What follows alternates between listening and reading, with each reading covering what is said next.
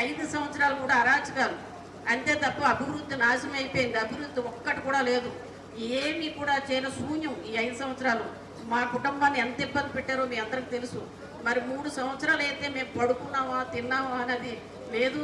మరి అటువంటి చాలా కష్టాలు పడ్డాము ఈ 3 సంవత్సరాలు ఈ పార్టీ గురించి. మరి ఈ 3 సంవత్సరాలు కూడా మీలాంటి వాళ్ళు కార్యకర్తలు కుటుంబ సభ్యులు వీళ్ళందరూ ఉండబట్టికే ఈ రోజు మేము బతుకున్నామేమో నేను అనుకుంటాను. ఎందుకంటే మా కష్టాల్లో మీరందరూ ఆదుకున్నారు కాబట్టి మీ అందరికి కూడా మా కుటుంబం తరఫున అందరం కూడా రుణపడి ఉంటామని చెప్పి సందర్భంగా తెలియజేస్తున్నాం. అయ్యన్న పాత్ర గారు ఆ రోజుల్లో 150 పడకల హాస్పిటల్ తీసుకొచ్చారు. మీ అందరూ తెలుసు, చిన్న పెంకిటిల్లు ఉండేది. మరి అది తీసే 150 పడకల హాస్పిటల్ తీసుకొచ్చారు. చంద్రబాబు నాయుడు గారు అన్నారు, అన్నా క్యాంటీన్ ఇస్తాను ఎక్కడ పెడతావు పెట్టుకో అని చెప్తే ఈ సైడ్ చాలా మంది మెయిన్ రోడ్లో పెట్టమని చెప్పారు. మెయిన్ రోడ్లో కాదు, హాస్పిటల్లో పెడితే పేషెంట్తో పేదవాళ్ళు వస్తారు, వాళ్ళు తిండికి ఇబ్బంది పడతారని చెప్పేసి